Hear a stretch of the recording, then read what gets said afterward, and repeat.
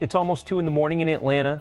The race is over. The champagne should be flowing. Instead, there's a man in a fire suit riding a brand new Harley-Davidson around a NASCAR oval alone at full throttle under the lights.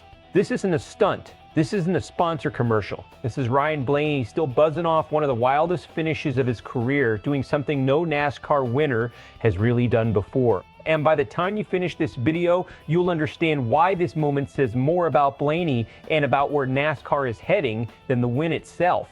Here's what actually happened. Blaney won the Cup Series race at EchoPark Speedway in Atlanta, a track known for pack racing chaos and finishes that come down to inches.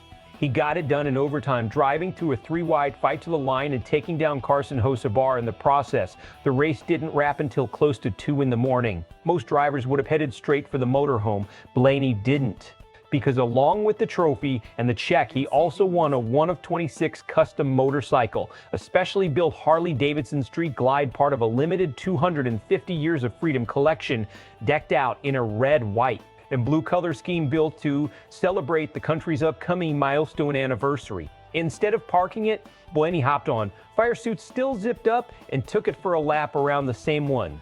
5-mile oval he just conquered. This was his 19th career Cup win, his second of the 2026 season, and it also happened to be Ford's 750th all-time NASCAR Cup victory, a number that stretches back to 1950. That's a lot of history wrapped into one 2 a.m. joyride. To understand why this moment hits different, you have to understand where Blaney is in his career right now.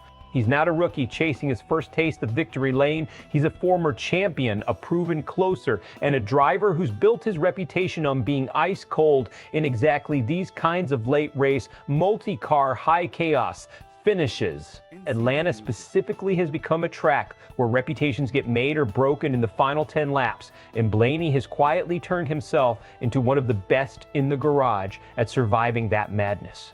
So when he wins in overtime in a 3-wide sprint to the flag at a track built for chaos, that's not luck, that's a driver operating exactly in his comfort zone while everyone else is white-knuckling it. Then there's the Ford angle, which matters more than casual fans might realize. Manufacturer wins are a quiet but real storyline in NASCAR. Hitting 750 Cup victories isn't just a nice round number. It's a symbol of a decades-long relationship between Ford, Team Penske, and the sport itself, dating back to an era when NASCAR barely resembled what fans watch today.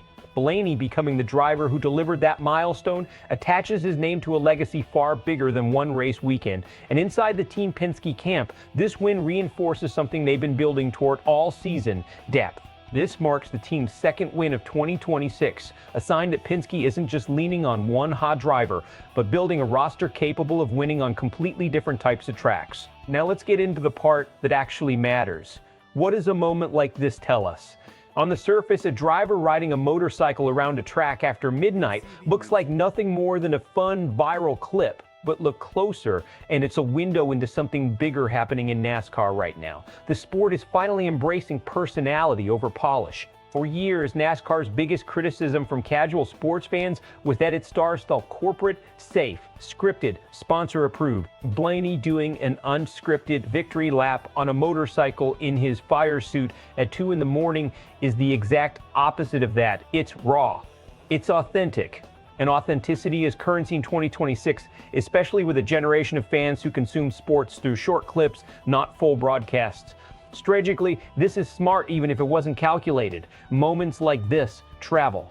They get clipped, reposted, and pushed across platforms where NASCAR desperately needs visibility outside its traditional fan base.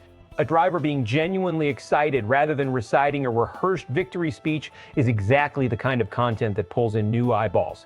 But there's a flip side worth acknowledging. Driving an unfamiliar vehicle on an unfamiliar track at night, immediately after an adrenaline-soaked race, carries real risk. Motorcycles are unforgiving machines, and reaction time after hours of intense racing isn't the same as reaction time at the start of your day. NASCAR and Team Penske will almost certainly have a conversation about liability and image control before this becomes a tradition rather than a one-time moment. So is this smart or dangerous? Honestly, it's both. It's a legitimately great marketing moment for the sport, wrapped inside a genuine safety gray area that teams typically try to avoid. That tension is exactly what makes it worth talking about. Fan reaction to this has been split right down the middle, and that split tells its own story. One side of the fan base is eating this up. To them, this is exactly the kind of driver being a real person content the sport has been missing. They see a champion still fired up enough to celebrate like it's his first win, not his 19th, and they love that energy. The other side is a little more cautious. Longtime fans who remember serious garage area incidents tend to wince a bit at any unnecessary risk, even in celebration. Their argument isn't that Blaney did anything wrong. It's simply that stars carry more responsibility once they're the face of a multi-million-dollar operation. Motorsports media, meanwhile, is framing this almost entirely as a win for NASCAR's image. Highlight-driven outlets thrive on exactly this type of clip. It's shareable, it's human, and it doesn't need much explanation to hook a casual scroller. Two very different reactions, same 15-second clip. So where does this go from here? Let's lay out both directions. Best case scenario, this becomes one of those signature NASCAR moments people reference for years. It boosts Blaney's mainstream visibility, gives Team Penske a viral marketing win they didn't even have to plan, and maybe even inspires future winners to lean into their own personalities instead of playing it safe.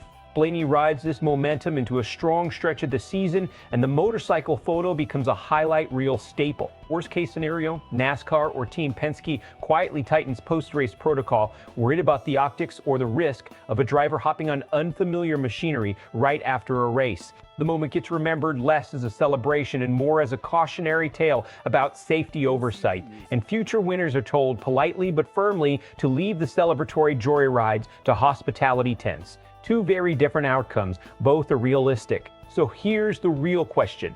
Was this the kind of raw, authentic moment NASCAR has been missing for years? Or was it a risk that got lucky because nothing went wrong? Drop your take in the comments. Are you team let the drivers celebrate however they want, or team there's a time and place? If you want more breakdowns like this, the stuff other channels won't actually dig into, make sure you're subscribed to SportsWire USA, because this is just the beginning of the story.